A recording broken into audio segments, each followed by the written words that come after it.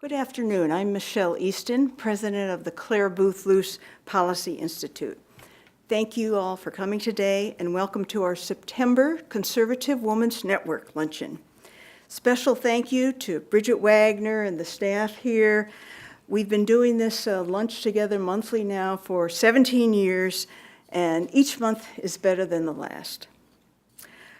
I wanted to say especially how pleased we are today to have Diana Spencer from the Diana Davis Spencer Foundation with us today. I think it's your first time at Conservative Women's Network, along with two friends, Nancy and Duncan Burke. And I just wanted to say how pleased we are to have you with us today, and thank you for all the help you give to conservatives. Now yes. Thank you. I'm honored to introduce today's CWN speaker, Amanda Collins.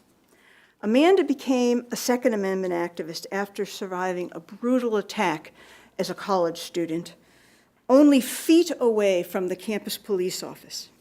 She's worked tirelessly to ensure that women across the United States are given the ability to choose how to protect themselves, particularly on college campuses. This activism has led Amanda to also advocate for victims' rights and to give hope for living a full life after surviving trauma. She's the founding director of T.E.A.R.S, which is Teaching Empowering Assault and Rape Survivors, where she advocates for victims' rights and women's rights to self-defense and encourages survivors. Amanda has spoken a number of times for the Claire Booth Luce Policy Institute at our regional summits and at campus lectures. She makes frequent media appearances to share her story, raise awareness, and promote legislative change. While she's become known for her remarkable activism, she calls her most impressive accomplishment in life her family. She's a loving wife and a mother of three beautiful daughters, Annabelle, Penelope, and Evangeline. Please join me now in welcoming Amanda Collins.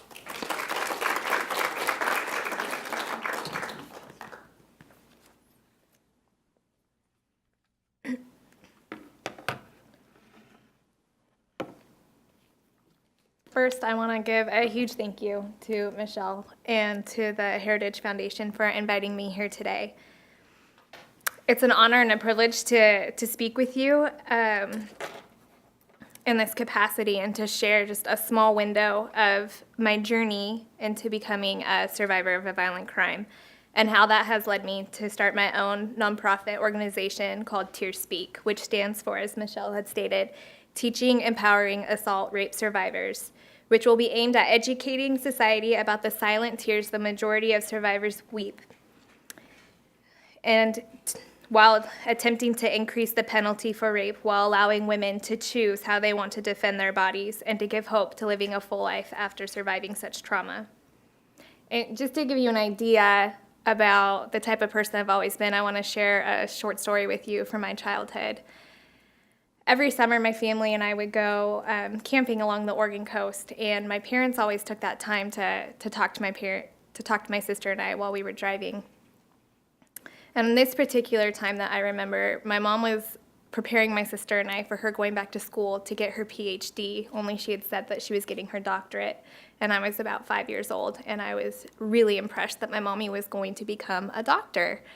And they were like, no, not like that, not like a doctor you go see. Mommy's going to go back. It's a level of degree. So I was really absorbing all that in. And we pull into our campsite, and this is a time where my sister and I knew to just sit back quietly while my parents discussed which campsite to back the camper into. It was always a very big decision. And then even more so when my mom was trying to guide my dad back into the campsite with the truck and the camper. This particular time, all the campsites were gone except for one that was by a man it was next to a man who we have lovingly named Bubba, and his high school reunion. And he came out rather belligerent while my mom and my dad were getting heated about backing the camper up, and he yells to his friends, "Hey, look at this dumb broad trying to help her old man." And so I rolled down the window rather infuriated that someone would ever talk to my mother that way. And I said, "Excuse me, sir, that's Dr. Dumbrod," which broke tension, but I have always been one to seek justice and to being willing to fight other people's fights when necessary. And when I was 22 years old, I lived through the worst fear that has become a story that most people appreciate hearing. And while a lot of people appreciate hearing my story, it's a reality that I live with day in and day out. October 22nd, 2007 was a typical Monday evening. And the only thing that seemed different was a midterm that was awaiting me that night. At 10 p.m., I walked to the parking garage with a group of colleagues in an attempt to ensure my safety because it had been ingrained in me that there's safety in numbers. And I had parked in that particular parking garage because it was seemingly safer to park there than to park in off-campus parking and to walk across campus in the middle of the night dark. And as I approached the parking garage, I was the only one who had parked on the ground floor. And seeing no visible threat between myself and my vehicle, I wished my group a good week, and I broke off from the group. And the manner in which I had surveyed the area around me was nothing different for me because my parents required my sister and I to get our second-degree black belts to get our driver's licenses to turn 16. And so it was second nature. What I didn't see was a man that was hunched behind the wheel well of a truck. And as I passed him, he grabbed me from behind, forced me down to the cold, hard asphalt, placed a pistol to my temple, clicked off the safety, told me not to say anything, and then he brutally raped me. 8 minutes. That's all it took for a complete stranger to drastically change the course of my life. My attacker now sits on death row in Nevada while serving 4 consecutive life sentences for not only raping me at gunpoint, but also for kidnapping and raping a second victim, and raping and murdering his third known victim. By the grace of God, I survived. However, the woman I was before entering that parking garage wouldn't be the same woman leaving. There's no way around the fact that this was a defining moment in my life, but I had to make a choice about how this moment was going to define me. After spending several months as a ball on a couch, I refused to let this be my defining moment. And throughout my journey, I have learned that to be a survivor, I need 4 key elements on a daily basis. The first one is my backbone. It's the core of what keeps me up, standing up. And for me, my backbone is my faith in Jesus. Second, I need my rib cage, because the rib cage for our body protects all our vital organs and keeps us safe. My rib cage is my support system and the community that I have built around myself, including really close friends and family that I let into that inner circle. Third, I need my funny bone. I had to learn how to laugh at myself and to not take myself so seriously. I'm not saying that I laugh at what happened to me, but when an opportunity presents itself, I take advantage of it. And the last part I'm going to be focusing on today with you is my wishbone. I had to figure out what I wanted to do. And really, it's my wishbone that has led me here today. First, I wanted to challenge the notion that gun-free zones are safety zones because they're not effective in ensuring public safety. At the time of my attack, I had my concealed carry permit. And being a law-abiding citizen, the very law that was meant to ensure my safety, is what granted my attacker an unmatched victim. During my advocacy efforts, I have seen little to no change with respect to legislation being passed that allows women to choose how they want to protect their bodies. And I have been exposed to the heart behind why women continue to be the ultimate minority in the world. There is an acceptance that women get raped that stems from a lack of understanding of what rape is and the effect it has on its survivors. Perhaps what I'm saying to you offends you or makes you feel really uncomfortable, and I hope it does, because I cannot count the number of times I have been asked, "What were you wearing? What could you have done differently?" I mean, just for me, so I know. What could you have done differently? How could you have been so stupid. It's unfortunate you put yourself in the position to be raped. You know, he probably thought you were looking for a good time. Do women just not report rape nowadays because, they're so promiscuous that what's really one more under the belt? It's no big deal, right? Comments have been made that I should just get over it because in the grand scheme of my life, the sexual assault only lasted a few seconds. I've been accused of using the rarity of my case to promote fear among college women. And to put this into perspective to you, I've been speaking for 8 minutes now. That's the length of time my attack lasted, 8 minutes. In those 8 minutes, 4 women have been raped in the US. One of them has been on a college campus, and one of those women will commit suicide as a result of being raped. And I'm standing before you now speaking from experience that I understand why she will. Because it was something that I struggled with for quite some time. And I can tell you that if it was not for my backbone and my rib cage, I would not be here today talking to you. Over the last several months, however, I have come to agree that my case is in fact rare, but not in the manner that has been suggested to me. As I'm talking to you today, I would like for you to realize that or consider most rapes go unreported, as did mine initially. And I'm talking about one incident involving 2 cases. We have no way of knowing how many rapes actually occur. A study from the Journal of Interpersonal Violence found that 126 admitted perpetrators had committed 907 sexual assaults involving 882 different victims. I'm going to say that again because those numbers, every time I say them, astound me. 126 admitted perpetrators who are serving a sentence for one rape admit to committing 907 sexual assaults involving 882 different victims. That is an average of 7 victims per perpetrator, some more than once, for all those perpetrators that are serving one sentence for rape. With this information, I can confidently say 2 things that are rare about my case. First, it's rare that I'm talking about it.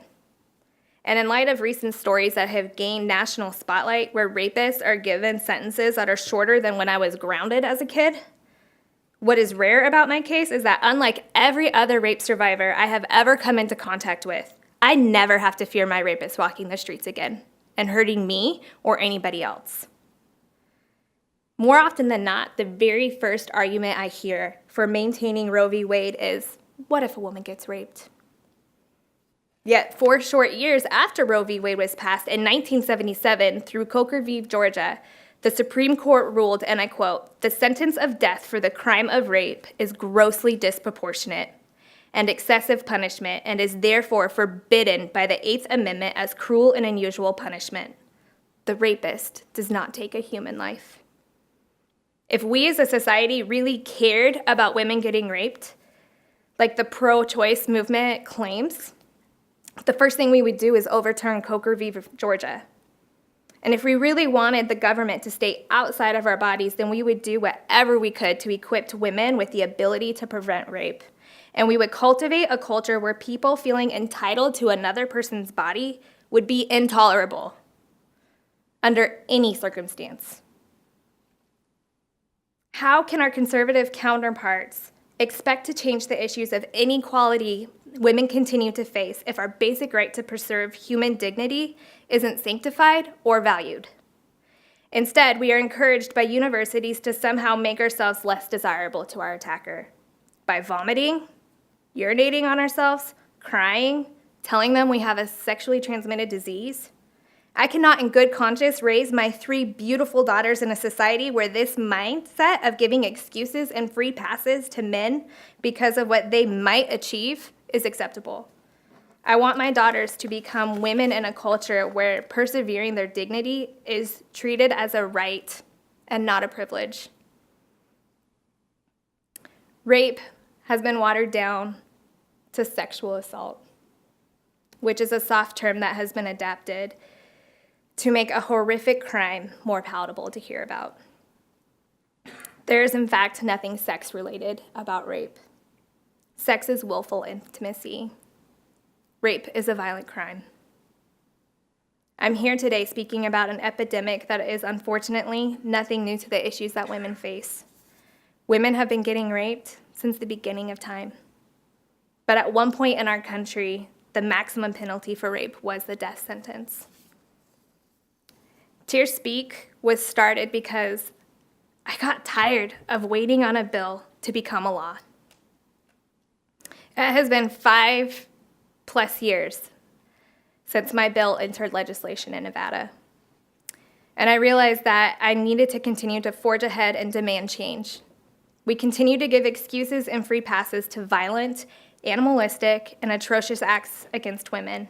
We finger point and turn blame and tell women that they could have prevented their attack. Instead, we need to be raising boys that turn into men who know the value of a woman's worth, pertinence, and dignity. We need to create a safe haven for women to feel empowered and validated to be able to speak out after an attack. And we need to continue this conversation to have education in society to where it is no longer acceptable for women to be raped and for the rapist to get a free pass, for anybody to be raped. I do realize that men also get raped, but I'm speaking from a woman's perspective because I'm a woman, clearly. So, with that, thank you again for coming today.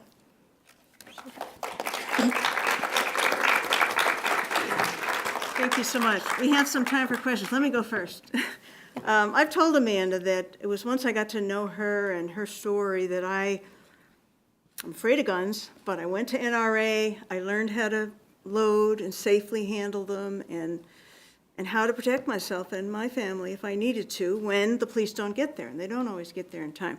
Would you talk a little bit about that, especially to the college girls, many of whom will Yeah. be watching it on our Okay. website and the Heritage website, about that whole issue of guns? I mean, we're kind of socialized as women, except families like yours where you had Yeah. guns around, Right. you know, here on the East Coast and in the cities and all, to be afraid of guns or just to lock them away. For girls who want to be able to protect themselves, would you talk a little bit about that? Yeah, sure. I would be more than happy to. So I would encourage for women who want to be able to protect themselves through a firearm, with a firearm, first, get training. Find an instructor who will work with you and train with you in a safe environment with the most basic skills so you can initially become comfortable and competent in the weapon of your choice, that you can choose which weapon. Not all handguns are the same. And then keep up on your training and get the classes that are necessary to be able to obtain your CCW permit if you live in an area where it is allowed. A question that continues to remain unanswered for me by legislators is, how does rendering me defenseless protect you? I was rendered defenseless that night. My right to say no to my rapist was taken from me by not only him, but the Nevada legislation that has deemed that I am incompetent with my firearm as soon as I cross that arbitrary line on a university campus. And we need to challenge that. And the reason why I am stepping back a little bit from that today, from that conversation that I typically have and bring, is because I have noticed that, as I touched in my speech, none of that is changing. And it's not changing because people just don't care that women get raped. They think that it's not that common or that it's just really not a big deal. And that has to change. That cannot be acceptable. I cannot send my girls off to college where they just have to expect at some point in their lives they're going to be raped and that they're going to have to pick themselves up and get along like nothing has happened. Good. Do we have any other questions? Yes, we have the microphones here. If you would not mind just stating your name and your affiliation. I'm Nancy Burke, and I'm here as a guest of Di Spencer's. And we talked about this a little bit outside in the hallway. I wonder if you could address other types of self-defense aside from guns for people who are really frightened of guns and Sure. wonder if they could reach it in time if they were in such a situation. Sure. We talked about pepper spray. I talked about the fact that I've actually just signed up for a Citizens Yeah. Police Academy, and I am over 55 years old, and they will only teach self-defense to those between the ages of 18 and 55. I think it should be offered to those younger than 18 I fully and those agree. older than 55. I fully agree. Thank you. I fully agree with you. And I think that I have also said this in several of my talks that I've given. I realize that carrying a gun is not for everybody. And I'm not supporting or advocating that everybody should carry a gun. What I'm advocating for is that women have the choice to be able to protect their bodies how they choose to do that. I had mentioned that I have martial arts training, so I think that it is really important to take self-defense classes so that you can learn how to be aware of your surroundings and so that you can learn how to avoid certain situations, which is really sad that we even have to have this conversation. It's really sad that I have to put my daughters through that type of training and then to realize that all that training is really just preventative. It's not a guarantee. My case is a perfect example that all of the prevention in the world is just that. And it's not a guarantee that you're not going to get attacked. And furthermore, I think we need to have a conversation too with, I mentioned that I hadn't initially reported my rape, and I didn't because after surviving something like that, I just went on autopilot, and there was never really much of a conversation of what to do if this happens. And I mean, it had been mentioned to me, like, go to the ER, but it was such a short glaze over, like almost an afterthought, instead of training girls, women, men, that once you survive a violent crime, you need to go to the ER so that you can get that evidence preserved. And then we need to realize, too, that we're asking a victim of a violent crime to subject their body to being a crime scene. And it needs to be handled more delicately than it currently is. I don't know what the answer is. There's no way around that, but that needs to be addressed as well. So, and I think that if universities would offer more self-defense classes, if elementary schools would offer self-defense classes, that would be really helpful and pertinent. But it can also give a false sense of security because you think that, well, now I have all this training, so I don't have to be aware of my surroundings. And unfortunately, that's just not true. Is pepper spray the next best thing to a gun, do you think? For a woman especially, or anybody? I have some reservations about pepper spray. You want to make sure that you're facing the proper direction of wind. You want to make sure that the efficacy of pepper spray has not worn off. And some attackers they make themselves immune to that. So I think, though here it's not allowed, you can carry a knife and be trained on how to carry a blade that will open when you pull it out of your pocket. But then again, you have to have training for that because you have to know how to hold on to your blade and how not to hurt yourself with it. So whichever way you decide or whichever route you go, I commend you for wanting to take action and to take your personal safety seriously. But you need to do it with proper training and through avenues so that you're aware of what the limitations are of what you're choosing to use to defend yourself. Other questions? Excuse me, Diana Spencer. Thank you so much for sharing your story, Amanda. I wondered what the college has done since your situation and what is happening on the college campuses today. Is it getting worse? I don't know that it's getting worse. I think that more attention is being brought to it, which is a good thing because if we don't know better, we can't do better. Specifically, I can speak to the effect of the University of Nevada, Reno. What they did was light up the parking garage that I was in like a Christmas tree for about 6 months. And then after Breonna Dennison's body was found and after James Bila was apprehended, it was no longer lit up to that extent. They've put around what's called the blue light call boxes. And so let's just think about that for a second. I'm being attacked. Hold on, please. Let me find the closest call box. Run there, push a button, hope that somebody hasn't cut the cord so that it'll work, hope that it's connected and not just a deterrent, wait for someone to answer, explain what's going on, explain where you are, and then wait for help to arrive, all while fighting off your attacker. Because they're a criminal. They're not going to wait politely. Oh, you're going to call for help? Okay. Just let me know and I can recommence. Now good? Okay. No, it's not like that.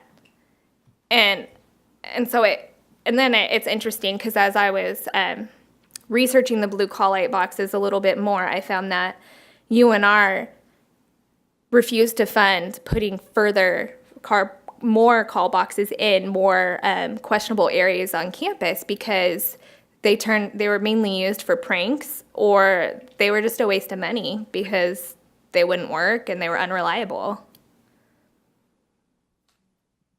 Other questions? Oh, yes. Hi, Amanda. Thank you so much for coming. I really, truly admire your courage to speak up on this issue, and please continue because we need more of you. My question for you today is more about the system. You did mention, it was kind of a haze. You didn't think of going to the emergency room. And Right. I understand that as a sexual assault victim myself, the only reason why I did go to the emergency room is because I was my family was around and they were just like, okay, this is what you need to do. But the truth is it is subjecting your body to another crime investigation. It's utter hell to go through it. And it is worse to go through that than the initial 8 minutes, because that's 8 minutes and then you go through it for 3 hours. Yeah. So my question is for you, after going through that, these women think that they're doing something, that they're going to be, fought for, that something's going to happen. But the truth is our system doesn't process those kits. If you look at the statistics, only a very small amount of them actually are even going through the official system for that. They're just put on a shelf. So, do you recommend, and I know this is a touchy question, but do you recommend to girls, do you tell them, yes, go into the emergency room, yes, go through this? Is it worth it for women to do that when this happens on such a broad scale, to subject themselves to this again? That's a very good question. And I don't think I can give an answer because I know that even going through the justice system to seek justice was far more traumatic than possibly those 8 minutes, because you're asked to relive every gruesome detail over and over again, and then it is picked apart in cross-examination. Then it's left up to either a judge or 12 people to determine whether or not what you're saying happened to you really did. And I'm very thankful that I had a good judge on my case, and I'm very thankful that I had an attentive jury that saw past what the defense was trying to do and convicted him. I don't know that I would have made it past if he wasn't convicted. I don't know where I would be now if that had, if he was able to walk free. It's a very good question as to whether or not it's worth it. I think the environment in which rape kits are taken needs to change for survivors. It needs to be in a separate location that is safe, and there needs to be a lot more training for the nurses when they're doing the intake on how to speak to, not just how to get the physical evidence, but how to treat and handle a survivor. And it's hard because we're all different and all our situations are unique. And so it's not like we can write a handbook for something like that, like A through Z. I want to say thank you for going through that and getting the rape kit done, because chances are that your attacker will continue on to attack more women, and you never know if that DNA is going to help bring him or her, whomever it was, to justice later. Thank you. Here, down front, oh, down front. Give your name and affiliation. Hi, Amanda. I'm Ashley Sherman. I'm from TCU. I saw you speak there as well. Oh, yeah. Last year, I believe. Yeah. I wanted to ask, you mentioned that universities teach girls how to handle a situation when it's happening, urinate on yourself, and so forth. What is your recommendation for affecting change in that area in a meaningful way other than urinate on yourself? I think this conversation needs to start long before we go into college. And our young boys and girls need to be taught the value of respecting someone's body and taught the value of not being entitled to someone else's body, because it's unavoidable. There's evil in the world, right? So there's going to be someone that's intent to do harm. Unfortunately, that's been happening since the beginning of time. I think that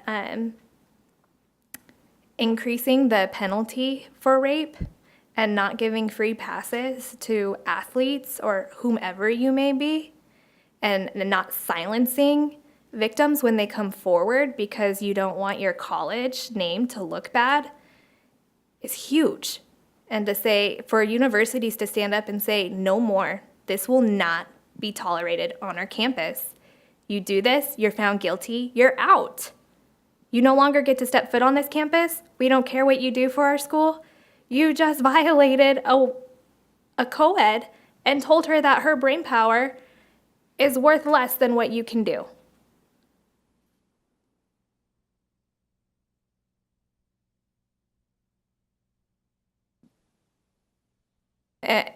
The conversation has to change, and we need to create a safe environment for women and men who are victimized to continue to step forward and say, this is not okay.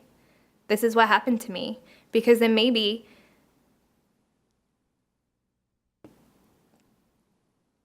something will shift in the direction where I can send my girls to school and not worry about that happening to them. One more? Yes, or maybe two more, I'm sorry, the gentleman as well. Hi, my name is Jessica Palke. I actually am a friend of Amanda's. I've spoken with Amanda about this. We had a friend who went to Notre Dame, and she went as a sophomore in college, and she was attacked at a party by a football player. She went later on, got the rape kit. They did not process the rape kit. Then she was basically victimized by players, coaches, you can only imagine. And she actually ended up committing suicide on campus. It was really never brought to light. But Amanda and I have kind of had a little conversation, and I just want to kind of get her feedback on this, is if there's places on campus that are safe havens, that are people maybe have gone through it, and there's, it's women-based where it's a safe zone, and it's their advocacy, and it could, they can take them with them, and kind of, if you had somebody like that, would have been easier to go and get a rape kit taken if you were able to go somewhere and have somebody kind of take you under their wing, basically. I think so. Yeah, I do. I think that would have been helpful. Just, if nothing else, just to have somebody there that can sit quietly and not have to say anything, but know that they're with me and that they've been through it and they understand everything that is going on and stuff. So yeah, I do think that would be extremely valuable.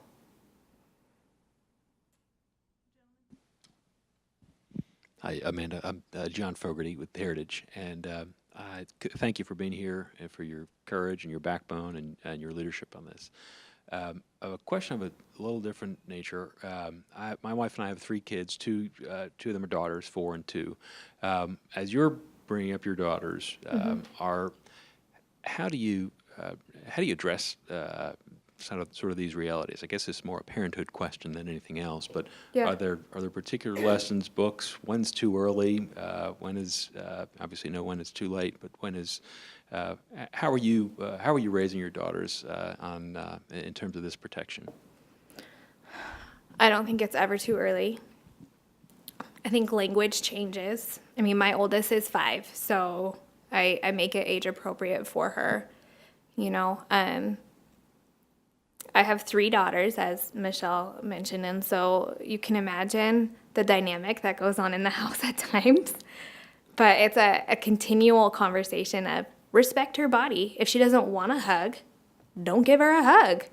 If you don't want a hug, you don't have to give that weird person that you don't know a hug, or, you know, the estranged aunt that you see however, you know, and I just let them know, like, hey, we are really teaching the girls to respect their bodies and to speak up when a situation is not comfortable for them. And so if you could just please help us in that. And when if they say, like, I don't want to hug you right now, just say, oh, that's okay, honey. Like, you don't have to. I think that is extremely important. And then, you know, there's times when I am with my girls alone and there's sketchy people while I'm trying to load them in the van or not. And I just let them know, like, we cannot mess around now. I need you to get in the van. I need you to buckle up and we need to go because mommy's trying to keep us safe. That is my job.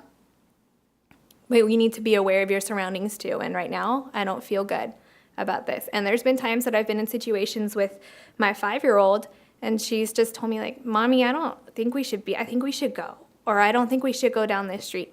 Okay, that's a God-given gift. You need to listen to your gut and we will go someplace else. That's fine.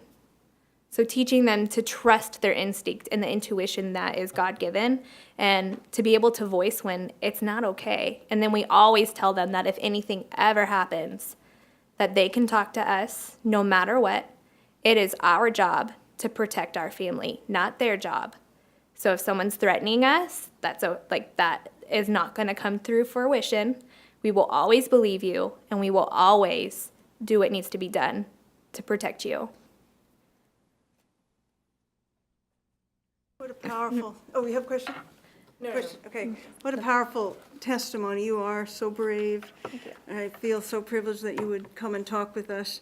For those of you students in the audience and those who are going to be watching it on the website, Amanda does come out to college campuses as time allows, does talk about this, and it's a powerful talk. The one at TCU, you were there, that was powerful, and it was well covered, and it just I think it gave a lot of people hope that there are things to be done when dreadful things happen in your life. So I just want to thank you so much. We have a couple gifts for you here. If I could give you first our limited edition Claire Booth's Policy Institute coffee mug with her famous saying, what is it? No good deed goes unpunished. That fits. Thank you. And our tote bag. Every woman needs a tote. It's very true, especially with children. And on behalf of the Heritage Foundation, we want to also thank you so much. I was actually reading up, 80% of rape victims are actually under the age of 30, in which women 18 to 24 enrolled in college are actually 3 times more likely. And so I think, and I really hope that the talk today is actually really helpful for those in college. We have a lot of our collegiate interns here today. And I'm hoping that they're able to use what they heard from you today and able to not only spread knowledge, but also be more aware and attentive. So on behalf of the Heritage Foundation, we also want to give you a small token of our appreciation and say thank you so much for coming to speak to us, and thank you all for joining us here today. We have a lunch outside. Yes, we do. Thank you so much. Thank you for having us.